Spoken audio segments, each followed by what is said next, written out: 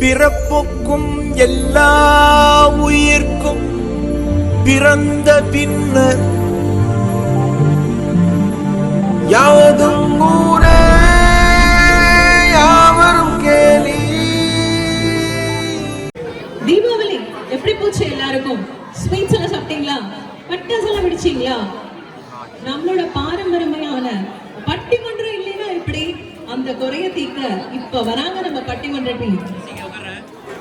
தேரேறி வரும் தென்பாண்டி தென்றலிலே தாராளமாய் கலந்திருக்கும் தமிழுக்கும் என்னை பெற்று தமிழ் கற்று தந்த என் பெற்றோருக்கும் அனைத்து ஆன்றோருக்கும் என்னை போன்றோருக்கும் வந்தடைவதின் வணக்கம். அரங்கம் அதிர அவையோர் திரள பெற்றோர் மகிழ பெரியோர் மனம் குளிர குணத்தின் குன்றாய் கொள்கையின் சிகரமாய் மனதில் விளக்காய் மாசறு பண்பாய் திகழும் அனைவருக்கும் தித்திக்கும் தீபாவளி நல்வாழ்த்துக்கள். இன்று இங்கு நடக்கும் பட்டிமன்றம் நகைச்சுவையாகவும் சிந்திக்கக்கூடியதாகவும் இருக்கும். இன்றைக்கான தலைப்பு குழந்தைகள் ஆகிய எங்களுக்கு நிம்மதியும் மகிழ்ச்சியும் தருவது இயந்திர வாழ்வா இயற்கை வாழ்வா? எனக்கு ரொம்ப பிடித்த தலைப்பு.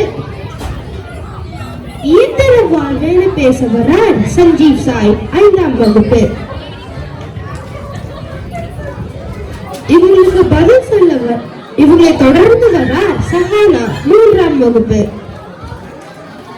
இவங்களுக்கு பதில் சொல்ல வரார் மனிஷா 4ஆம் வகுப்பு. இவரை தொடர்ந்து வரார் கடைக்குட்டி குழல் முன்மலலை. இயற்கை வாழ்வுனா எப்படி இருக்கும் தெரியுமா? கூரை வீட்டுல விறகு அடுப்புல மண்பானையில் சமைச்சு போசன கும்பால சாப்பிட்டு தென்னை விசிறில வீசிக்கிட்டு ஓல பால படுத்து தூங்குறது சுகமோ சுகம். நம்ம எங்கெல்லாம் போனாலும் ஒரு தட்டுல தேங்காவும் வாழைப்பழமும் எடுத்துட்டு போறோம். ஏன் தெரியுமா? இப்பதான் ஆப்பிளும் ஆரஞ்சும் சேர்ந்துருச்சு. ஆனா நான் சொல்றது அந்த காலத்துல. ஏன்னா தேங்காவை சாப்பிட்றதுக்கு கடினமா இருக்கும், ஆனா வாழைப்பழம் சாப்பிட்றதுக்கு ஈஸியா இருக்கும். எல்லா விஷயத்திலையும் இன்பமும் துன்பமும் ஒன்றாய் குடி இருக்கும். அறிவியல் இயற்கையோட வாழ்வதை கடைபிடிக்கிறோம். இதெல்லாம் இல்லவே இல்லை இயந்திர வாழ்வில் பேசுகிறார் சஞ்சீவ் சாய்.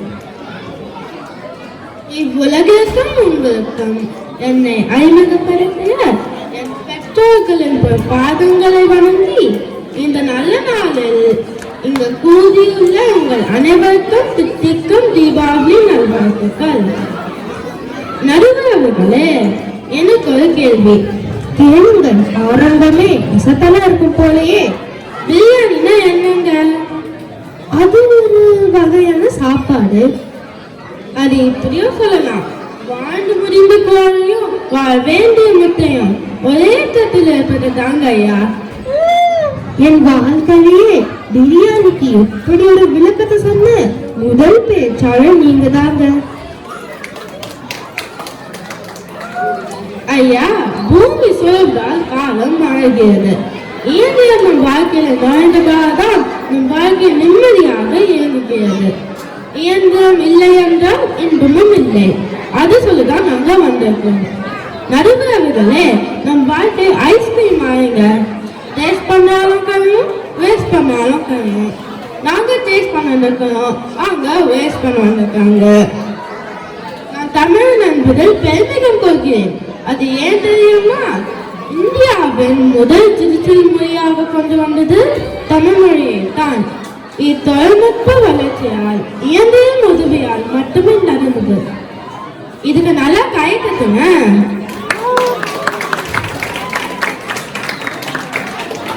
நடுவர்களே, இயந்திரம் நம் வாழ்க்கையில் எவ்வளவு முக்கியம்னு காமிக்க 4 வருஷம் பின்னாடி குதிக்காங்க. காத்து தீமழிப்பதிய கொரோனாவை கட்டுப்படுத்த உதவியது இயந்திரம் தானையா. உலகமே ஸ்தம்பித்து கல்வி தொழில் எல்லாம் தர உதவியது செல்போன் தானே. நம்ம படிப்பை நிறுத்தாம ஆன்லைன் கிளாஸ் அட்டென்ட் பண்ணுவேன். மறந்துடுவாரியா? நம்ம பெற்றோர் வேலையை வீட்டில் இருந்து தொடர்ந்ததும் எழுதியதுனாலதான். இன்ஸ்டாகிராம் போய் பாருங்க ஐயா, எத்தனை தீமைகள் வெளிவந்திருக்கு, எத்தனை சுயங்கள் முன்னேறி இருக்கு. நீங்களும் கொஞ்சம் அட்வான்ஸ் ஆகுங்க. உலகமே நம்ம பாக்கெட்டில் தப்பா தோஷத்தை பற்றி யோசிக்கிறது அவங்க அண்ணி, தப்பா ஜகத்துக்கே போய் வாழ நினைப்பது எங்க அண்ணி. ஆகையால் நடுவர்களே, இயந்திரங்களும் நவீன வளர்ச்சிகளும் ஒன்று இருப்பதால் இயந்திர வாழ்வு மகிழ்ச்சியும் நிம்மதியும் தருகிறது. ஆஸ்மாதாவும் நம்ம நடுவர் எங்கள் அணிக்கு சாதகமான தீர்ப்பு சொல்லுவார் என்ற நம்பிக்கையோடு விடைபெற்றேன். நன்றி, வணக்கம். அருமையான பேச்சு. ஆனா இயந்திரம் வாழ்வில் இயற்கை வாழ்வுன்னு பேசுகிறார் மனிஷா. சுட்டிக்குள் இருக்கும் முத்து போல் தீபத்தில் உள்ள வெளிச்சம் போல் இருக்கும் எங்கள் பட்டிமன்றத்தின் கதாநாயகன் நடுவர் அவர்களுக்கும் மற்றும் இங்கு கூடியிருக்கும் நம் தமிழ் சங்கம் மக்கள் அனைவருக்கும் என் இனிய தீபாவளி நல்வாழ்த்துக்கள். நடுவர் அவர்களே, இங்கு ஏன் இவ்வளவு பேர் வந்திருக்க காரணம் என்ன? எல்லாரும் நம்ம பட்டிமன்றம் பார்க்க வந்திருக்காங்கன்னு நினைக்கிறேன். ஆமாங்க ஐயா, நவீன வாழ்க்கை வாழ்றதாக நினைச்சு எந்திரத்தோட வாழ்ந்து மறுத்து போன நம் மக்கள் கொஞ்ச நேரம் நம்ம இயற்கை வாழ்வை பத்தி நான்கு பேசுறதை கேட்டு சிந்தித்து பார்த்து சந்தோஷமா இருக்கணும்தாங்க. ஐயா, ஒரு நாள் எனக்கு ரொம்ப வயிறு வலி இருந்துச்சு. என்ன பக்கத்துல இருக்க மருத்துவமனை கூட்டிட்டு போனாங்க. அவங்க எல்லா விதமான டெஸ்ட்டையும் எடுக்க சொன்னாங்க. இசிஜி, எக்ஸ்ரே, இஜி அப்படின்னு எடுக்கக்கூடிய எல்லா டெஸ்ட்டையும் எடுக்க சொன்னாங்க. எடுத்துட்டு 70,000 ரூபா பில்லு போட்டுட்டாங்க. பில்லு போட்டுட்டு எந்த பிரச்சனையும் இல்லைன்னு சொல்லிட்டாங்க. அதுவே இதுக்காக நம்ம சந்தோஷப்பட முடியுமா? அதுவே இயற்கை முறையில் 2 சொட்டு விளக்கெண்ணெய் எடுத்து என் வயிற்று பக்கத்தில் விட்டுருந்தா 10 நிமிடத்தில் நம்மளால என் ஷோ முடியிருப்பேன். இப்போ சொல்லுங்க, எது நம்மளுக்கு என்றாலும் இயற்கை வாழ்வுதானே? ஐயா, என் தம்பி இப்படிதான் உலகமே என் பாக்கெட்லன்னு சொல்லுவான். ஒரு நாள், டேய் தம்பி, உனக்கு காந்திஜி, நேருஜி, நேதாஜி பற்றி தெரியுமான்னு கேட்டேன். அதுக்கு எங்க ஸ்கூல்லாம் அந்த கோர்ஸ்லாம் இல்லைன்னு சொன்னான். ப்ரீகேஜி, எல்கேஜி, யூகேஜி மட்டுமே எனக்கு தெரியும் அப்படின்னு சொன்னான். இதுதான் மகிழ்ச்சி.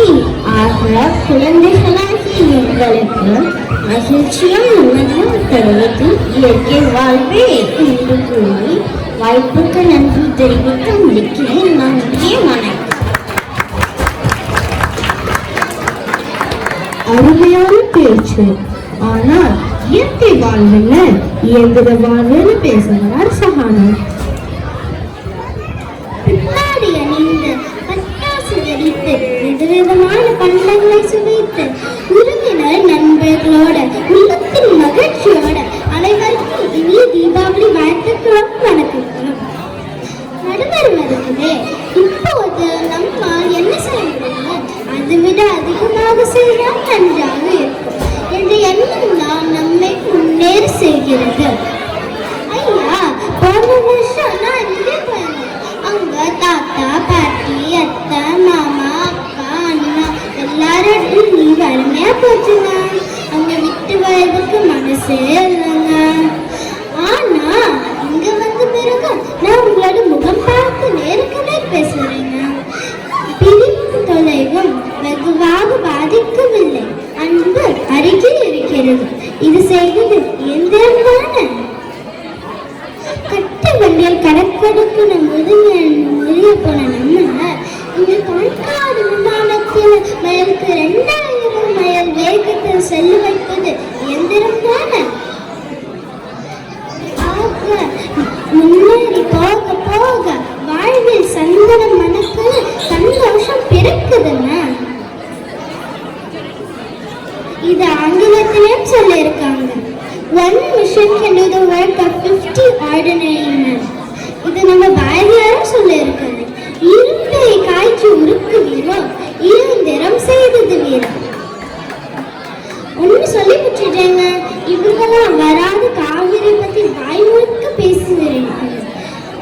வச்சாவது தாமிரபரணி பத்தி பேச மறந்துட்டாங்களே. ஆக எங்களுக்கு மட்டும் இல்ல, இந்த அனைவருக்கும் நிம்மதியும் மகிழ்ச்சியும் தருவது இருந்திருந்தாலே. நன்றி, வணக்கம். அருமையான பேச்சு. இன்னும் கொஞ்ச நேரம் பேசி இருந்தா நானே இயந்திர வாழ்வுன்னு சொல்லிட்டு போனேன். ஆனா என்னை இயந்திர வாழ்வு சொல்ல வைக்காம இயற்கை வாழ்வு சொல்ல வைக்கிறார் குழல். ஐயா, உங்களுக்கு நிம்மதி தருவது இயற்கை வாழ்வே. நான் சின்ன வயசுல இருக்கும் போது உங்க அம்மா இல்லாவ கத்தி சொல்லிட்டாங்க, அதுதான் சுகம். ஆனா இப்போ டிவி, போனு, லேப்டாப்ல பார்த்து சாப்பிடுறாங்க. ஆனா எங்க அம்மா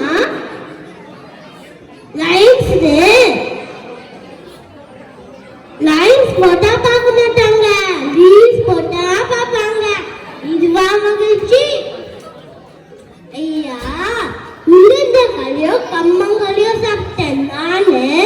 அலங்கார காலையே அசல்ட்டா அடைக்குவேன். ஆனா இவங்களா பீஸா, பர்கர் சாப்பிட்டு ஒரு கோழிக்கு ரூபடிக்கு பார்த்துக்காங்க. இதுவா மகிழ்ச்சி? இல்லவே இல்லைங்க. ஐயா, குக்கீஸ், ப்ரௌனிஸ், வெட்டி சாக்லேட் கேட்கலாங்க. ஆனா எங்க அம்மா நெல்லிக்காய மஞ்சள் பொடி போட்டு வேக வச்சு உப்பு கடை போட்டு தரவங்க தாங்க. அதான் அதான் அதான் இதுவா மகிழ்ச்சி? சொல்ல சொல்ல நாக்கே ஊறுதே. ஐயா, போன வாரம் நான் நியூஸ் வச்சாங்க, குடிக்கிற தண்ணிய காசு போட்டு வாங்க பற்றி இல்ல இந்தியா 1 இருக்குதா. காவேரி, தென்பெண்ணை, பாலாறு போன்ற இந்தியா 1 இருக்கா. இதுவா மகிழ்ச்சி? ஐயா, 100 ரூபாய் கொடுத்தோம்னா கம்ப்யூட்டர் வாங்கிக்கலாம். ஆனா சாப்பிட்ட சோள கலனியில காய வச்சாலும் கிடைக்கும். அது மட்டும் இல்லாம மறக்க கூடாது. ஐயா, இப்ப எல்லாருக்கும் பிள்ளைங்களுக்கும் சட்டை போட்டுன்னு எங்க பக்கம் டிவி சொல்லுங்க, நாங்க போய் உக்கால. நன்றி, வணக்கம். அருமையான மழலை பேச்சு. இப்ப எல்லாரும் பேசி முடிச்சாச்சு. உங்க எல்லாருக்கும் இயந்திர வாழ்வுனா என்ன, இயற்கை வாழ்வுனா என்னன்னு நல்லா புரிஞ்சிருக்கும். ஆரோக்கியம் தருவது இயற்கை, ஆனந்தம் தருவது இயந்திரம். கரும்பை கடித்து சாப்பிடுறது இயற்கை, அதே கரும்பை கசக்கி சாரெடுத்து குடிக்கிறது இயந்திரம். மகிழ்ச்சியாக இருப்பது இயற்கை, பகட்டாக இருப்பது இயந்திரம். அழகாக இருப்பது இயற்கை, ஆடம்பரமாக இருப்பது இயந்திரம். மனிதனை உருவாக்கியது இயற்கை, மனிதன் உருவாக்கியது இயந்திரம். எப்போது மனிதன் இயற்கையோடு வாழ்கிறானோ அப்போது மற்றவனை மதிக்க கற்றுக்கொள்கிறான். மற்றவன் இயந்திரத்திற்கு அடிமையாகிறான். ஆகையால் குழந்தைகளாகிய எங்களுக்கு நிம்மதியும் மகிழ்ச்சியும் தருவது இயற்கையான இயந்திர வாழ்வே என்று கூறி விடைபெறுகிறோம். நன்றி, வணக்கம்.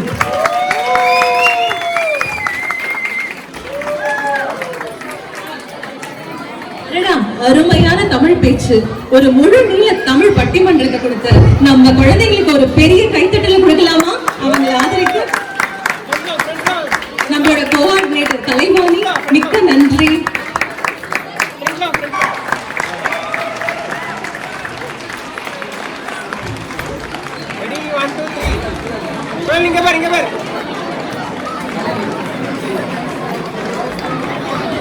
அருமை செல்லங்களே,